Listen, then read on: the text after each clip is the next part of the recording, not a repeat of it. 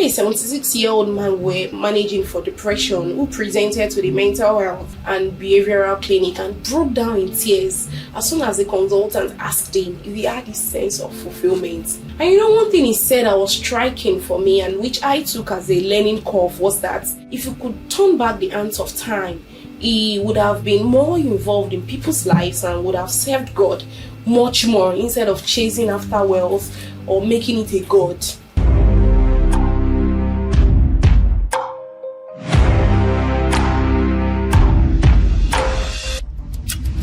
Hi there, welcome on here. If this is your very first time here, you're welcome on here. I hope you'll stay connected.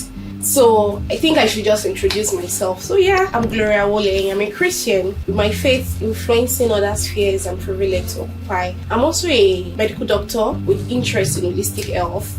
I'm a fashion enthusiast and a personal development enthusiast. I'm also a blogger and of course a YouTuber. So yeah, you're welcome once again. What do we have for today? Happiness or purpose? The human heart seeks happiness, but what exactly would make us happy? Some resort to alcohol, some endless shopping, others, sexual escapades. But is happiness all there is about life?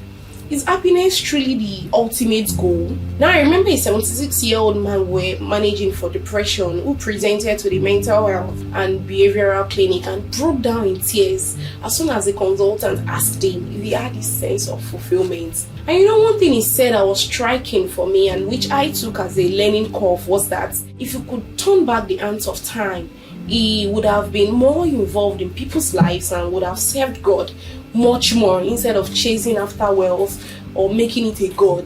We actually want this sense of fulfillment. We want this sense of satisfaction. We want to know that we matter in the world.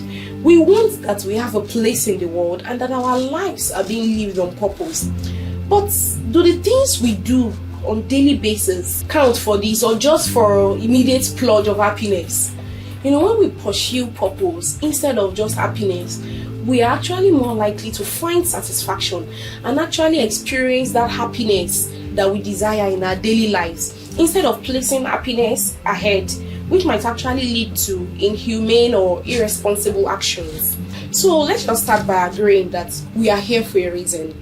You are here for a God-given purpose that has been designed and designated into every part of your being. It is important to know that purpose is assigned.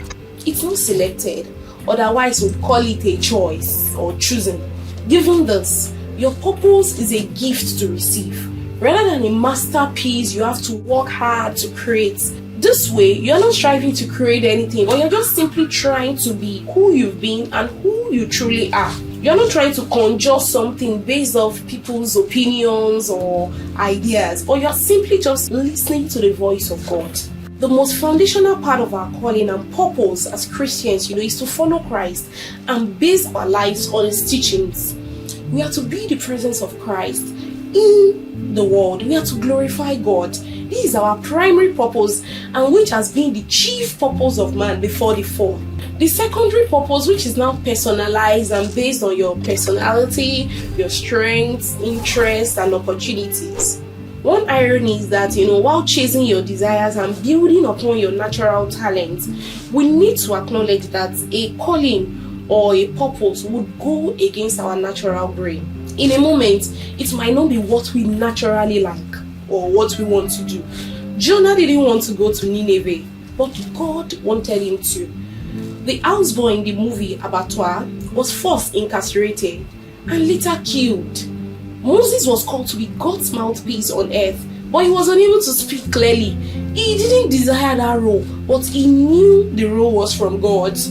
Jeremiah also said he was too young, but God assured that he was going to be with him. Jesus, our perfect example, said, "Let this cup pass over me." But, he didn't sign out of that great purpose. So, sometimes we are called to do things that, don't line up with our desires and natural strength. And all we can do is to let God work out and let us on the details to help us carry out the call. Again, your purpose won't be revealed in a flash of insight. It's not going to be a one-off thing. It would rather unfold as you take, repeated steps in the right direction. The journey isn't going to be a straight path. It's not going to be easy or without trials or obstacles. It's going to be a long journey with detours, twists, and turns. So it's therefore important for us to have an intimate relationship with Jesus Christ as we journey along. So, we don't lose touch on the fine details. It's also important to journal the journey and to choose companions carefully and wisely. Please don't confuse your idea of what you want to do when you grow up, your internal dreams, with the voice of God, who knows us better than we know ourselves. He loves us uniquely, formed us personally, and desires for us to participate in what God wants to do in missions and in the world generally. With this understanding, that means you can be a Christian and get to actually invent something.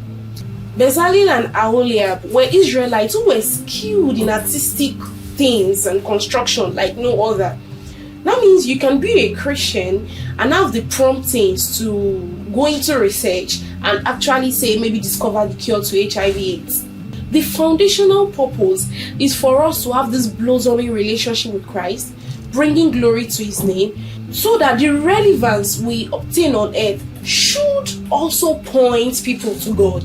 God uses our passions, our propensities, and pain to reveal our true self and point us in the way He wants us to go. So while understanding actually that your passion is a powerful component of recognizing your calling, your purpose is not always found in your passions. Sometimes it emerges from pain, trials, and disappointments.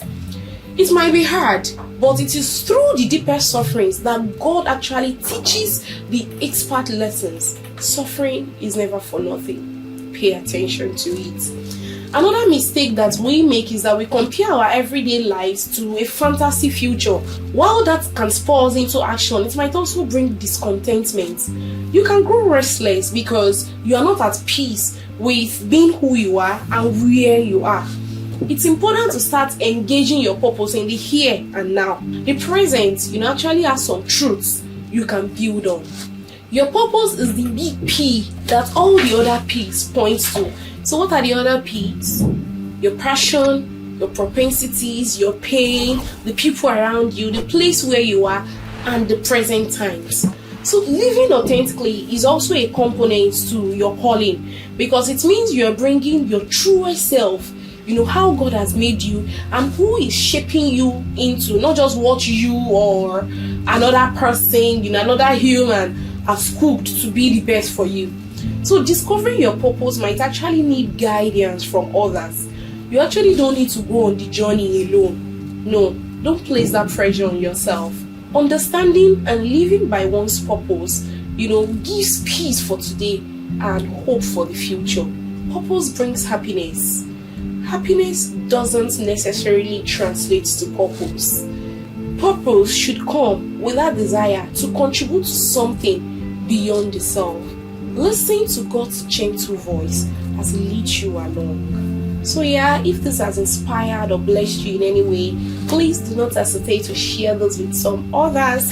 Don't also forget to click on the like and subscription button. Should you have questions, please don't hesitate to drop them in the comments. I'll be there. Thank you very much for listening. See you the next time. Thank you.